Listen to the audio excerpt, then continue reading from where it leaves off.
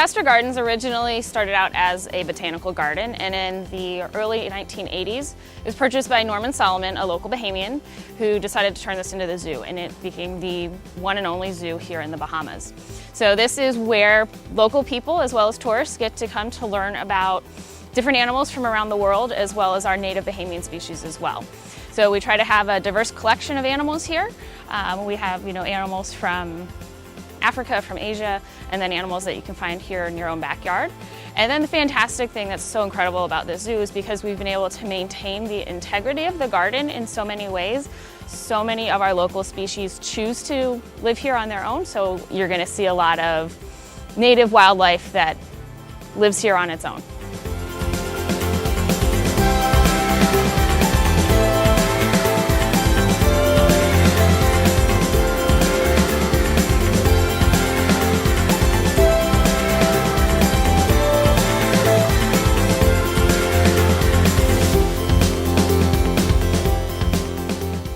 We tried to look at things organically, look at how the garden was originally designed and then incorporate the animal enclosures into those already designed spaces. We wanted to keep as many trees as possible. We wanted to keep the garden area lush and green. And we do make sure that all the animals that we have here are animals that are suited to this habitat. So they come from similar areas, so even if they come from Africa, they're going to come from a similar habitat in Africa. So they might not have these exact same plants and trees, but they would have similar things in their environment. So having these gardens actually allows us to replicate some of their native habitats, maybe not exactly, but fairly closely. So that's another thing that we really kept in mind when designing our exhibits, when designing the flow of the zoo as well.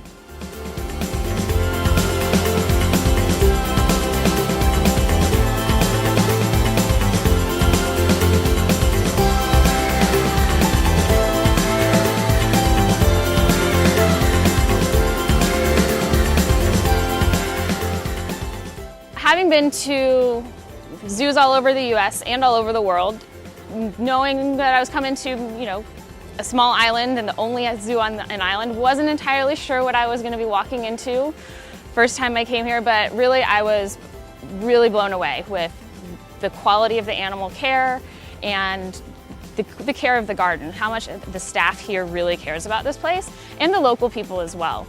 So for me, there's a lot of room for improvement here. There's a lot of places we can grow, but we have a foundation to build off of.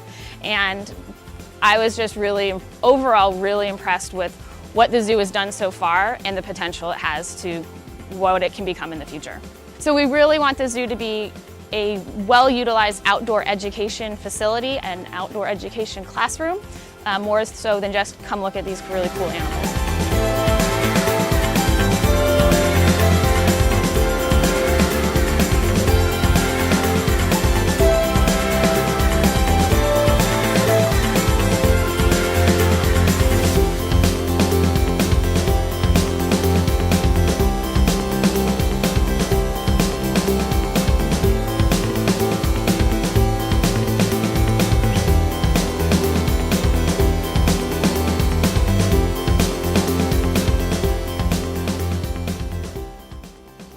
Why should you come visit Ardastra Gardens? Well, it is a really unique place. It is a gem here within the Bahamas. It is the only zoo here in the Bahamas. This is the only place that you can come and see a lot of these native and exotic animals. You're not going to be able to see servals anywhere else in the Bahamas. So for the local people, this is a really unique place. And then as a tourist, you do get to come see our beautiful gardens. You see so many of the native plants and the flowers, and then you get to see, all of our native species as well. So we also really try to specialize in creating up close and personal encounters with our animals.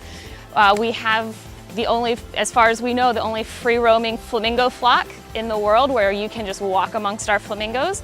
And then of course we have the only marching flamingos with our 3 flamingo encounters that we do a day. So we feel that these really personal experiences and one-on-one interactions with animals is something that sets us apart from a lot of zoos throughout the world.